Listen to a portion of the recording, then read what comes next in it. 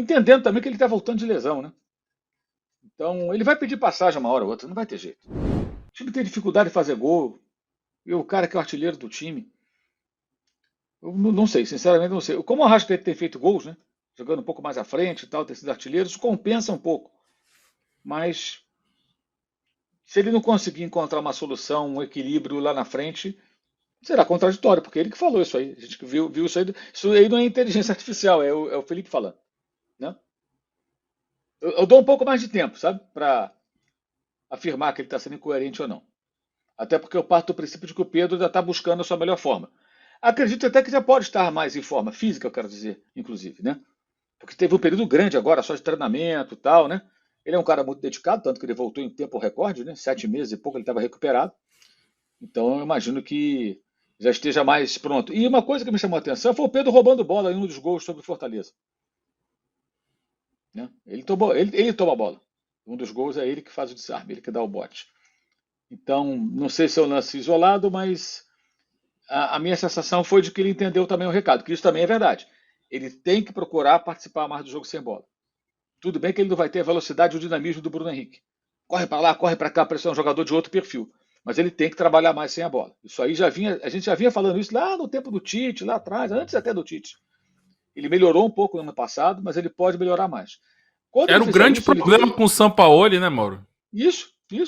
Cara, se ele aprimorar o jogo dele sem bola, a participação dele sem bola, ele vira um atacante no nível, outro nível, que ele já é ótimo, ele é muito bom. Mas acho que o atleta está sempre buscando melhorar, né? Buscando se aprimorar. Enfim. Mas não sei se ele suporta muito tempo sem o Pedro. É muito difícil, cara. O Pedro é bom demais para ficar no banco tanto tempo assim. E o detalhe, né? Ao contrário do que eu vi em outras situações, que as pessoas falavam que ele estava chateado, que estava no banco e tal, lá atrás. Dessa vez nenhuma reclamação, parece que ele está mais entendendo também que ele está voltando de lesão, né? Então ele vai pedir passagem uma hora ou outra, não vai ter jeito. Vai ter uma hora que ele vai entrar, vai meter gol, e não sei se vai ser aqui nos Estados Unidos, e o Felipe vai ter que encontrar uma solução. Tem uma coisa que eu fico pensando sobre essa situação Bruno Henrique e Pedro, por exemplo. O Bruno Henrique vai dar ao Felipe Luiz no modelo de jogo essa pressão alta. Ele é um cara que realmente chega junto, tem velocidade, ele ajuda também, né, na hora da recomposição. E o Pedro não estava 100% fisicamente para corresponder. Como o Mauro falou, esses 15 dias parados possivelmente teve uma evolução positiva a respeito do atleta, que é muito profissional.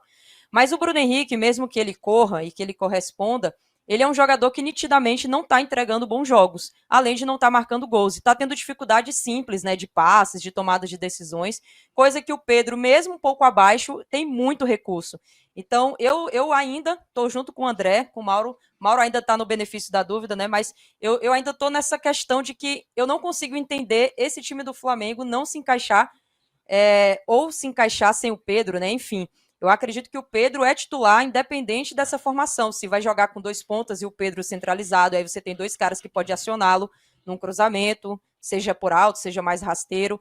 Você pode jogar ele como um atacante junto com a Arrascaeta, né? Como esse homem também adiantado nessa pressão. Você pode jogar ele com outro companheiro, pode ser o Bruno Henrique, pode ser ele e Luiz Araújo. Então eu vejo o Pedro se encaixando em várias formações dentro dessa possibilidade. Aí o José Boto, ele citou explicando, por exemplo, sobre o Juninho, porque muito era falado de que o Juninho seria o substituto do Pedro, né, de que ele chegaria como esse cara também centralizado para disputar posição com camisa 9 e por aí vai.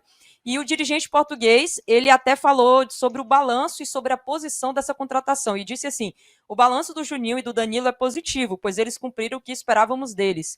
Muito por conta do Danilo, o Ortiz e o Léo Pereira fazem uma temporada excelente. No último jogo, ele mostrou por que é o Danilo.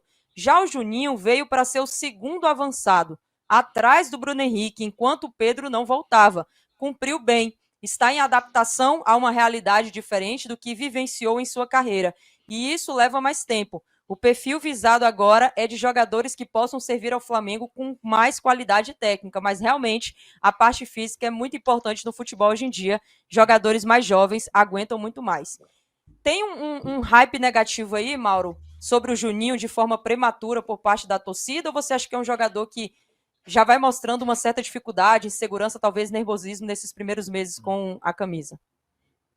O Juninho nervoso é meio que evidente, a gente percebe isso, mas ele quase não tem nem entrado mais, né? Ele quase nem joga. Tem ficado muito fora do time. Difícil até falar sobre ele. Faz tempo que ele não tem uma oportunidade de ficar um tempo razoável em campo. Essa falta de sequências que o Felipe Luiz não dá ao Juninho, tem alguma explicação no seu ponto de vista? Porque ele tem uma baixa minutagem, né? Como você falou, mal joga. Ele não é prioridade do técnico, né? Claramente, né? Ele está atrás na fila. Vai ficar esperando ter outra chance, né? Isso aí está bem claro.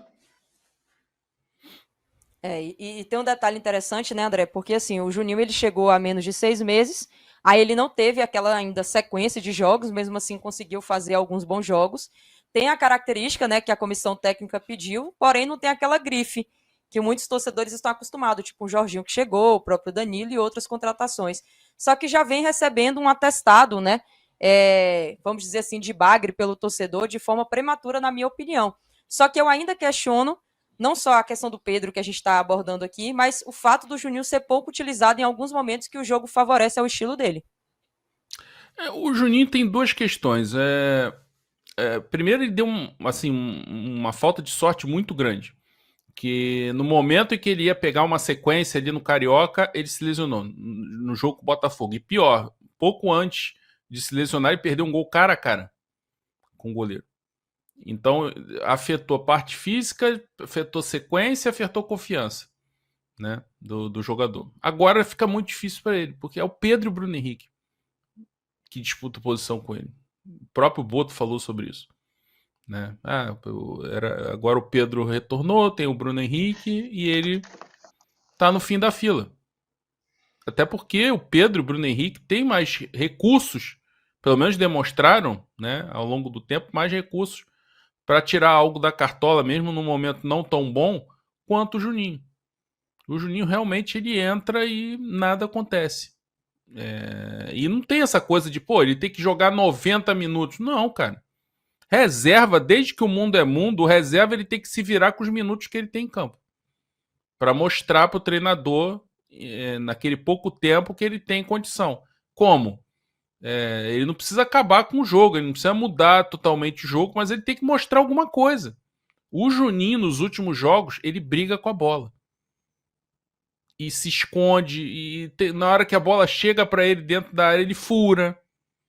Né? Então, assim, ele não dá uma mínima resposta para isso. Aí o pessoal fala, mas o Bruno Henrique também tá mal. Sim, mas o pouco que o Bruno Henrique entrega, pouquíssimo pro nível do Bruno Henrique, é mais do que quase nada ou nada que o Juninho tá entregando.